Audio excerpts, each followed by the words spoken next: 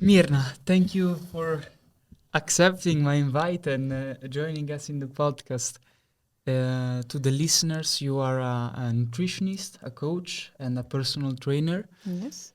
And I was looking in your LinkedIn profile. That's how I spy my guest. Okay.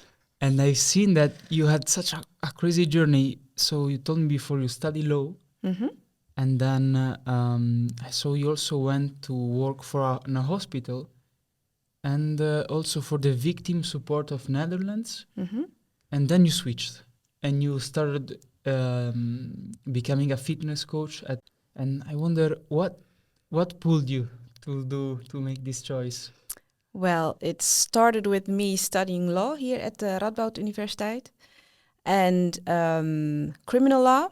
Um, I thought that was what I wanted to do. But when I finished my studies, I was looking for work and I couldn't find anything worthwhile to me because I was like, do I want to do this job for like 30 plus years of my life? And I couldn't really find anything at that moment. It was difficult for everyone, I have to say. So I went to Slachtofferhulp Nederland. That is the company you were talking about, the victim company. Not sure how to translate that in English exactly. But people who have been in an accident or have been part of something profound, something tragic, they can ask help from this company, and then we will support them as much as we can.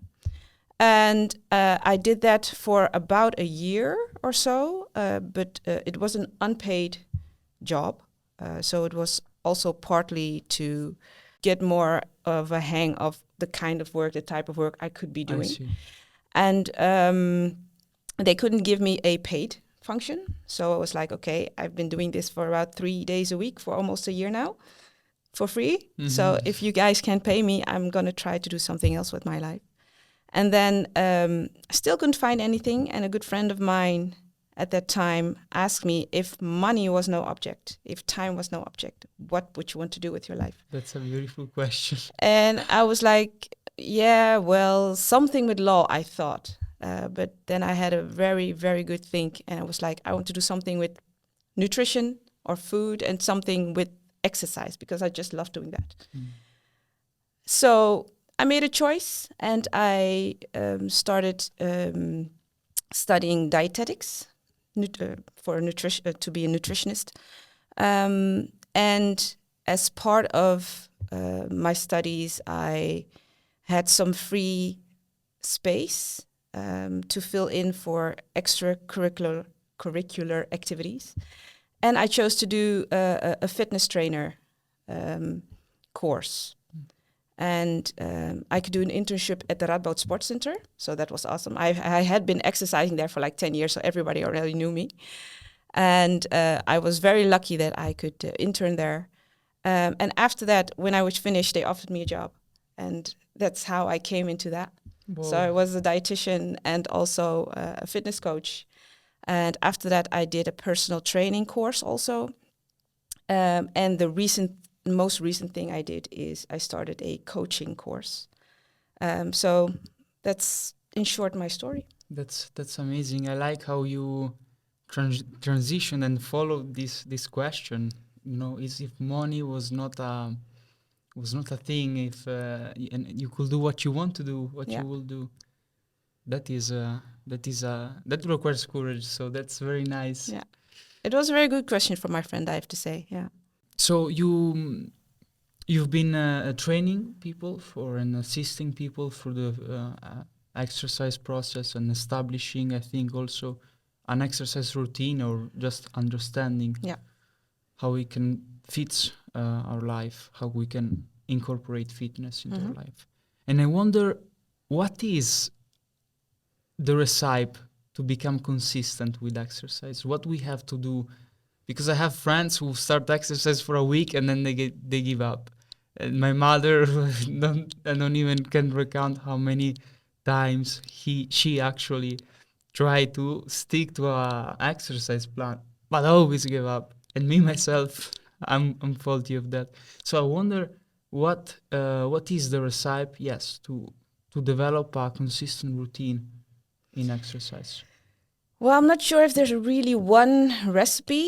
The most important thing I think is it has to fit you. You have to be motivated to do that, and not just by wanting to have, I don't know, a nice beach body or something like that. It has to be something more profound.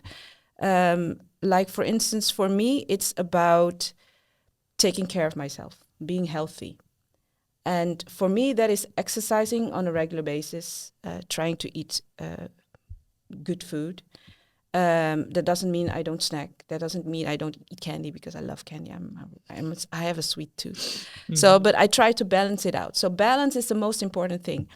If you want to exercise to feel good, make sure you find a form of exercise that makes you feel good. And if you have that, you will stick to it. So it really depends on what your goals are and why you want to exercise. Is it just because everyone exercises or everyone says it's good for you, so I have to do it? Or is it because you really want to do it? So it really depends. Yeah. I remember I personally started to exercise consistently and I've not give up 2 years ago. I came back from this month of backpacking in Morocco and I had no rules. I ate everything I wanted uncontrollably, sweets and multiple meals a day. I didn't care. It was holiday. And I came home and I saw myself at the mirror and I was like, what? Like, I was not overly overweight, but I saw myself as being losing all my muscle and being this fatty kid. And I said, no, it has to change. And I started from a place of not anger, but dissatisfaction, disappointment. But slowly, after some months, I began to fall in love with training. So I went to the gym, I went for my runs, but I did that not from a place of hate or anger or unsatisfaction with myself, but as you said, from a place of love, because I actually saw how training was actually loving myself. Yeah. So, what do you think? Is it a good motivator to start the feeling of unsatisfaction we might have with our bodies? I guess it can be a place to start for some people. For a lot of people, it is a place to start, but it has to, like you said, you have to start to love it, or at least like it. And again, it can be different for everyone, but I would say there are different types of motivation. So there's an external motivation, like you see yourself in a mirror and you think that people are going to think all kinds of things about you, so you have to get in shape. Or it can be something internal, something you really want. You want to take care of your body, for instance, or you want to be, for instance, you're an adult and you have heart problems, but you want to see your grandchildren grow up and you want to play with them in at the playground or whatever.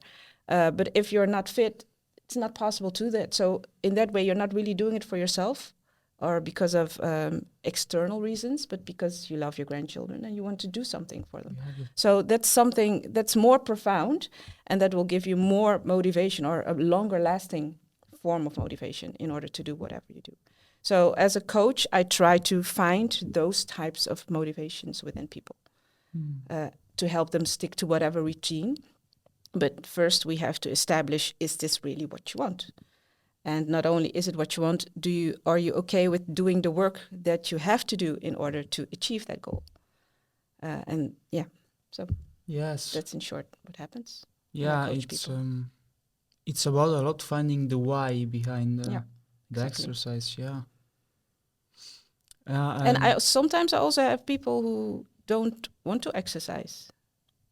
Well, that's okay, but you want to be fit. Okay, so what can you do to stay fit? Maybe if you have a dog, walk your dog maybe a little bit more often than you normally would, so you still get your steps in.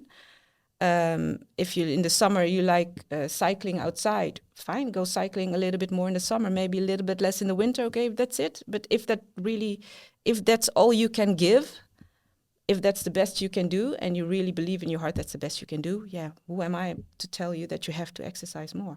Just do Yes, what you can, make sure that you're as happy as possible. that's a nice guideline. Because yeah, maybe the listeners like, okay, I don't want to go to the gym for 2 hours every day, but You you don't don't have to have to. go. You can also go for 30 minutes. And then if you're there, maybe you'll still longer, maybe you won't, fine, but you already, at least you went half an hour, maybe see some friends, and then next time you see how long you stay. So you don't have to set a fixed time for yourself, because sometimes it also helps to build a routine. So for instance, if you're saying, oh, want to go 3 days a week to the gym, Monday, Wednesday, Friday, then start going for even maybe 15 minutes. Maybe do 1 or 2 exercises and then go home. When you establish a routine, it will get easier to keep doing that. So for some people, that might be a very good point to start. Yes. One thing I remember my older brother, he used to train. It's like from him that I got this passion or this interest in weightlifting. Mm-hmm. And he had friends. He had friends. He had an environment where he could find people to connect with and go on this journey together. Mm-hmm. Do you think it is really important to find someone to get us on this journey or to go on this journey with? I mean, it can help, definitely. If I look at myself, I'm pretty much a loner. So often when I exercise alone. But I know a lot of people who really blossom when they can exercise with their friends, or just maybe not even friends, but just people you see at the gym every time you're there. That can give us a sense of community. So that's definitely awesome. So yeah, if you need that, try to find that as much as possible, because most of the people who are at the gym, they're just people like you. So Yes. if you want to make contact, just smile at someone, say hi, and before you know it, you have a gym buddy. Things like that happen. If you keep bumping into each other every time you're there, just give each other a fist bump or whatever, and then you might even become friends over time. Yeah. Why not? I just moved here 2 months ago, so I changed my whole life. I came to this new place, and one of the first day, I subscribed myself to the gym, Good. and I felt lonely, absolutely, and I just found so many people at the gym just by presenting myself and asking for advice for exercises. Yeah. So yeah, actually the gym particularly, but I think also the basketball court or the football field can be such amazing places to make connections. Yeah, we are social animals, so most of us definitely need people around us. So find them wherever you can, and especially places you love. So that makes it Yes. easier. Oh, also that yesterday I usually train in the gym, but yesterday I went to the park and exercising at open air was so nice. No smell of sweat. Sweaty people, yeah. So yeah, the place actually it's also a very important thing. Now I would like to ask you about nutrition and diet. So we met actually because I booked through the Radboud Sports Center a nutrition advice Ticket hour, yeah. ticket hour, and I left crying because I realized how much time I spent obsessing and thinking about food, and that made me wonder. That made me aware again that sometimes the problem is not so much about food, but our relationship with food, which was my case and still is. Working on that, it's getting better. Good. And so I wonder, what are some key guidelines we can follow to stick to a consistent food routine? Because we get so lost. There's all this nutrition advice and eat this and eat that, go vegan, go vegetarian. No, you gotta eat meat. What would you say is a simple step by step? Well, it's never simple, Yeah. especially when it comes to food. It can be very sensitive also, because people can have different types of reasons why they do or don't eat certain types of food. It can be religion, it can be about cruelty of animals, it can be about dietary restrictions. So it really depends on the person. But I would say try to eat whatever food that fills you up and leaves you feeling satisfied, and not, how do I say it in English, resenting yourself or feeling sleepy or groggy or whatever. Just, I think we intuitively often know what's good for us and what's not. And then we are all susceptible to the media and other people telling us what to do and what's not good, what's not healthy. In the end, I guess it's everyone's personal choice, but I would say try to stick to your gut, literally and figuratively, as much as possible. And if you're not sure, try to ask a professional. Mm-hmm. So I'm not pro vegan, pro vegetarian, pro whatever. I think everyone should just try to eat what is good for him or her. And sometimes it might be a bit difficult to find out what it is. In that case, definitely ask a professional to help you out. So I'm sorry, I don't have a clear-cut answer about that one. But that's actually the answer. It's that we are all so different. Yeah. We react to food differently. Absolutely, we must seek a professional when we don't know what to do.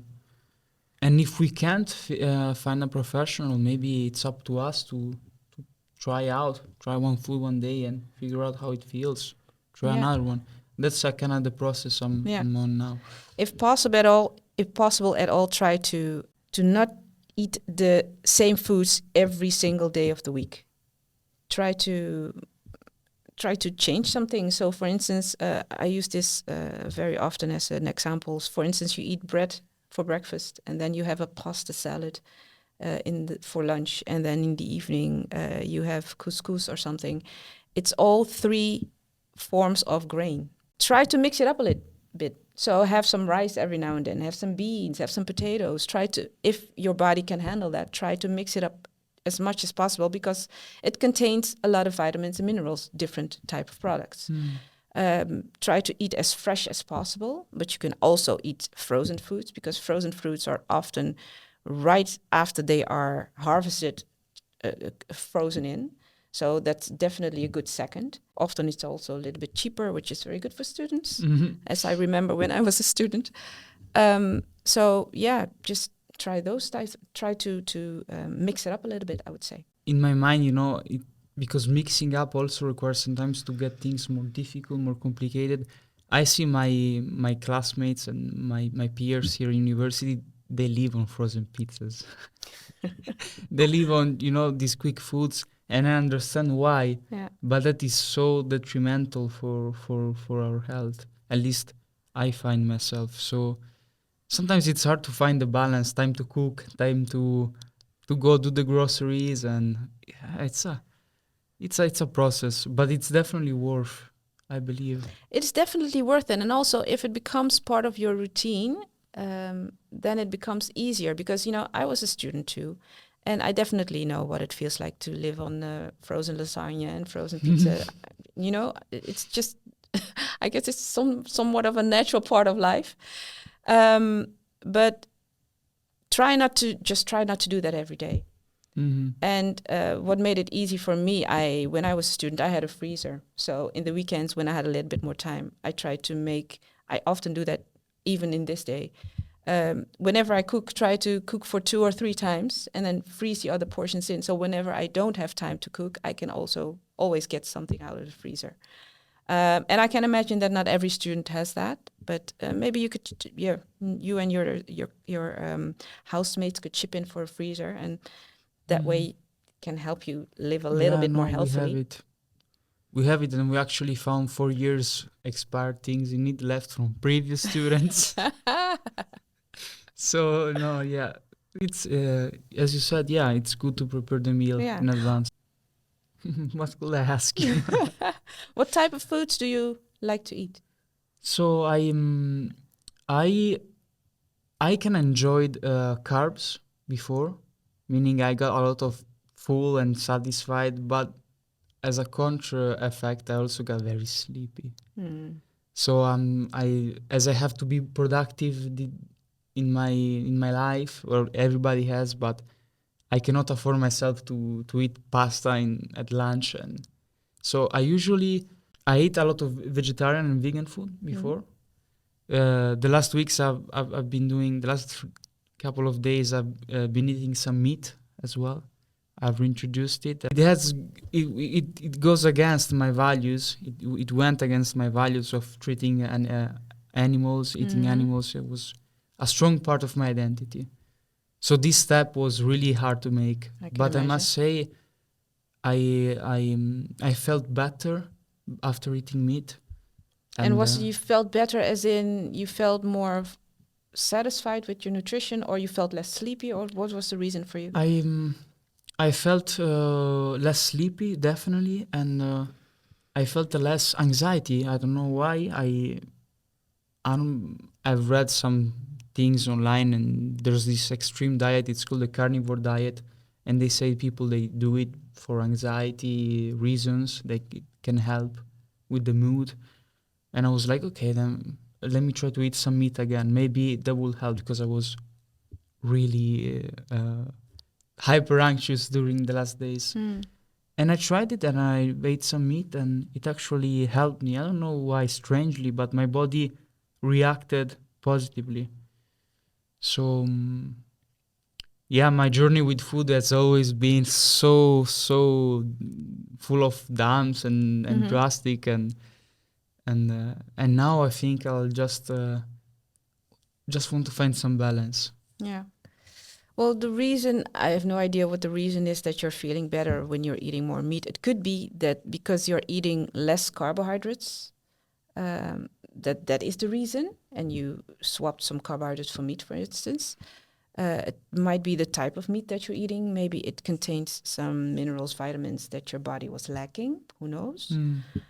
And you're sure nothing else has changed? Like, have you been sleeping better, or? Yeah, actually, I've been I've been sleeping better, but I don't know why. Even though I sleep better, I go to sleep easily. I wake up during the night. The last days I've been waking up at 5, 4. That never happened to me before. And that is just something that actually changed. And when you do wake up, do you have certain thoughts in your head, or? Yeah, when I wake up, some thoughts get in my mind, and like, what I'm gonna do today, what I'm gonna eat today. Okay. What, yeah, and ultimately the thoughts of what I have to do, all the homeworks, all the podcast, and the workouts, the thing I've scheduled, the people I must see. That commitment like gets me out of bed. Otherwise. Okay. And in the evening before you go to bed, do you have a lot of thoughts flooding your brain, or can you calm your mind in the evening? I usually can calm my mind, because I stop eating at 5 usually in the afternoon, and that leaves me 4 hours before my wind down, which is at 9. At 9 I close my devices, I shut down all the noises. Maybe I read a book, I take a hot bath, and I meditate. And that gets me kind of into my state of sleepiness. And so falling asleep is never a big problem for me. And I must say, I think it's meditation. Because meditation, I started doing meditation before going to sleep since 2 years, and sometimes 10 minutes are enough to just stun me and get me to bed instantly. Oh, that's nice. It's nice that you found that for yourself. Yeah. And coming back to in the middle of the night, when you do have those thoughts flooding your mind, and you have, maybe it's 5 o'clock in the morning, and what time do you normally get up? 6:30. 6:30. Okay. What do you normally do? Just try to lie in bed until you can wake up, or until you can fall asleep again? Yeah. Actually, as I came here and I moved from my house, back home I used to go for a run. So I wake up, instantly I go for a run, 20 minutes run, just a quick run to get some air. And then I came home, took my shower, went to school. But as I came here, I tried different things. So I also did this thing with the run. As soon as I wake up, go to run. Or as soon as I wake up, cold shower and go to run. Okay, these are extreme thing, but I always like to do extreme thing. Mhm. That's maybe a problem of me. And the last days that I don't know started eating meat, I actually got more calm during the morning. So I wake up and maybe I take some minutes to get aware of my body, of my thoughts, and then I meditate and just work 30 minutes. Okay. So that Breakfast works for maybe. you better now. Mm, Okay. yeah, yeah. I'm in the process of finding this balance within me, and and it's a process. So I allow myself time, and I'm happy to be here with you because I'm getting some insights too. So with time, I know I will get to a diet, to a routine that will suit me.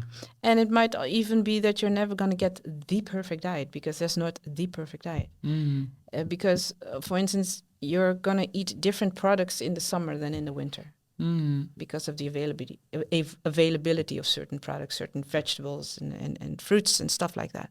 So just try to find, as you're already saying, a balance for you for now, for this moment. And then when the next moment comes, just try to be as relaxed as possible. Try to trust your body, because you probably know in broad strokes what's good for you and what's not. So yes, I know. I know. Sometimes just my mind doesn't want to know that the muffin, it's not good for me. Now the muffin is good for me. The mind says, or yes, or the big plate of pasta. That's so.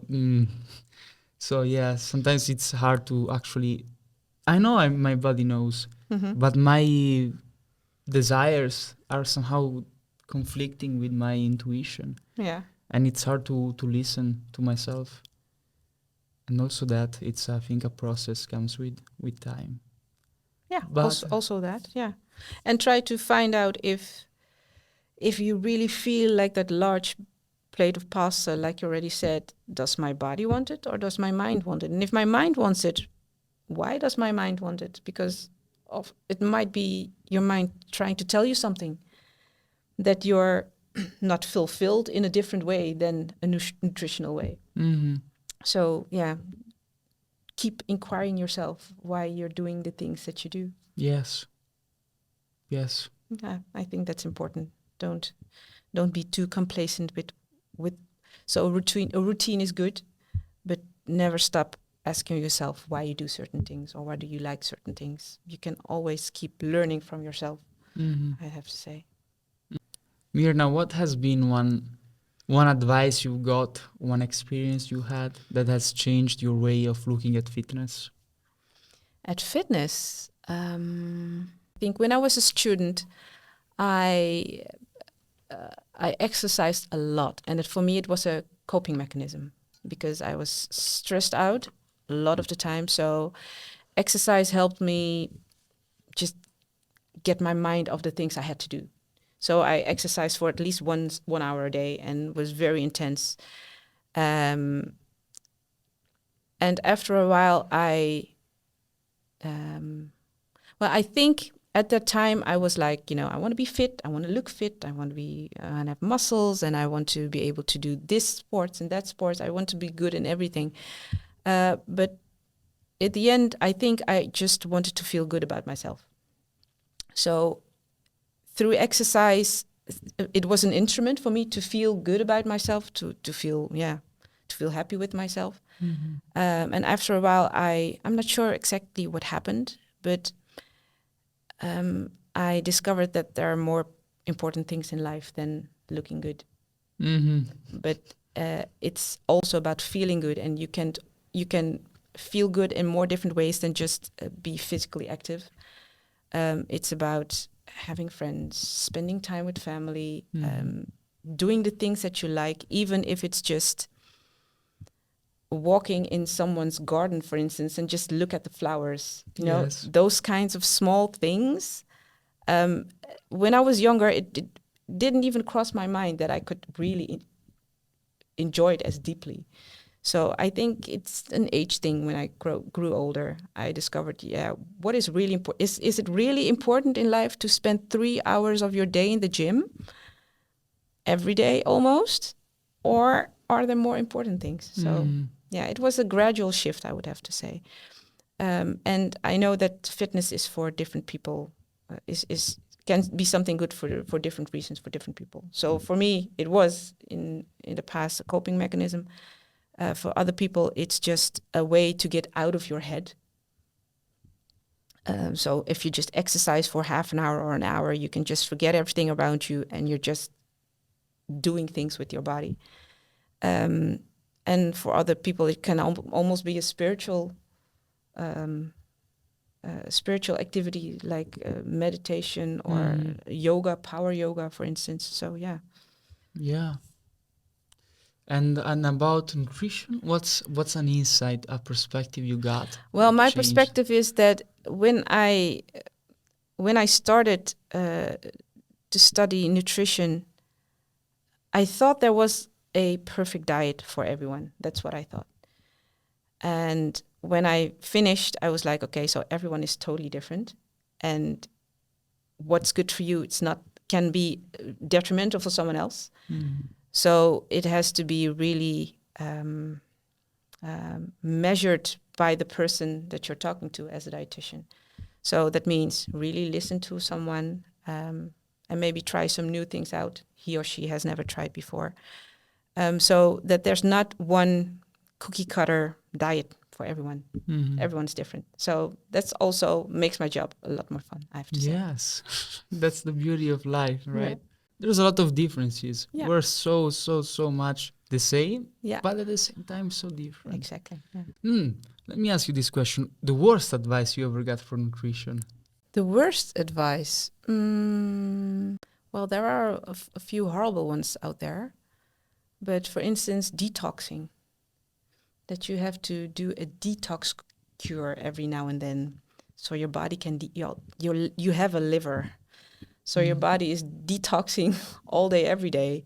You don't need to go for a certain juice cleanse or anything like that. It's totally not necessary.